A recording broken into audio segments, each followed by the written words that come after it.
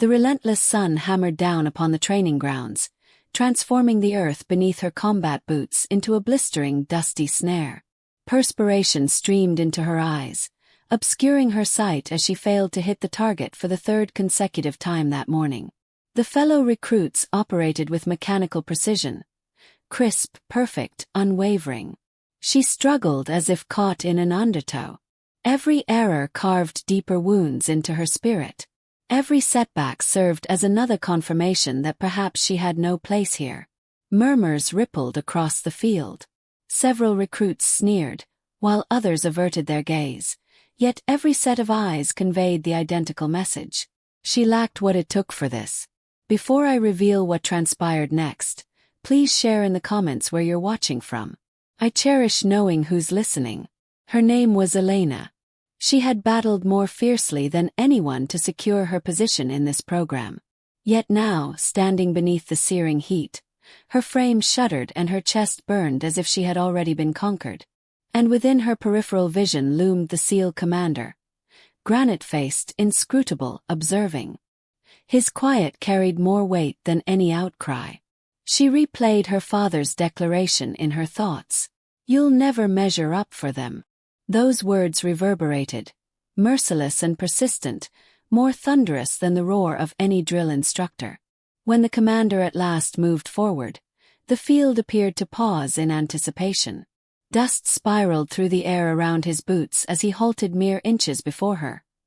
His gaze fixed upon hers.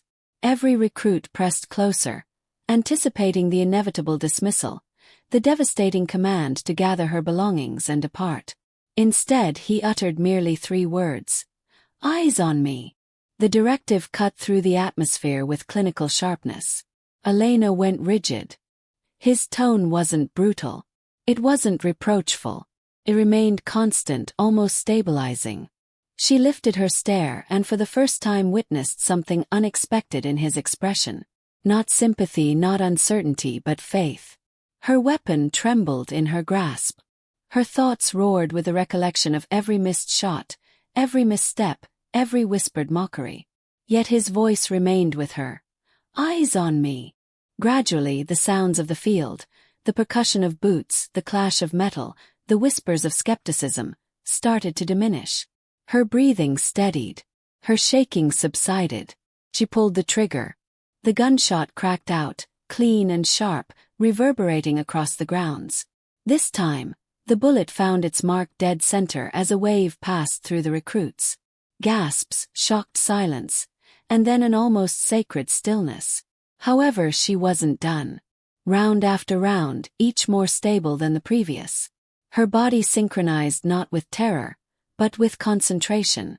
By the time her final bullet struck the target, the silence exploded into something she had never anticipated. Ovation. Still, Elena's pulse raced. She looked toward the commander, fearful the approval of her comrades held no meaning. But he merely offered a single nod, brief, restrained, yet potent enough to shatter the doubts that had bound her for years. That in that instant, she understood something. The command hadn't concerned marksmanship. It was about reclaiming her identity, about quieting the voices. Her father's, her own, the skeptics circling her like scavengers. The commander hadn't rescued her. He had reminded her that she possessed the ability to rescue herself. And still a question remained. Why had he acted thus in a place where vulnerability was despised? Why extend her mercy? That was the moral conflict no one articulated, but everyone sensed. Some recruits interpreted it as favoritism, others as true leadership. Elena herself could only sense the burden of responsibility settling upon her shoulders, because now she possessed no justification. Trust had been bestowed, and she would need to prove worthy of it. Days afterward, beneath a sky brushed in gold and scarlet, she completed the same exercise. Flawless, unwavering, a warrior transformed. The commander never mentioned that moment again. He had no need to. His directive had been straightforward, but its resonance would accompany her for the remainder of her existence because faith, when expressed at the proper moment, possesses the ability to transform failure into flame. And sometimes bravery doesn't emerge from within. It's released by someone who refuses to turn away. So keep this in mind. Compassion doesn't disappear. It lingers, and it discovers its path back. The field that once consumed her now supported her stride like a covenant. The place where she nearly shattered became the place where she started anew.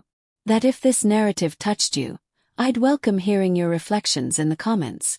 And if you believe in the strength of second opportunities and quiet valor, be sure to subscribe because more stories like this await you.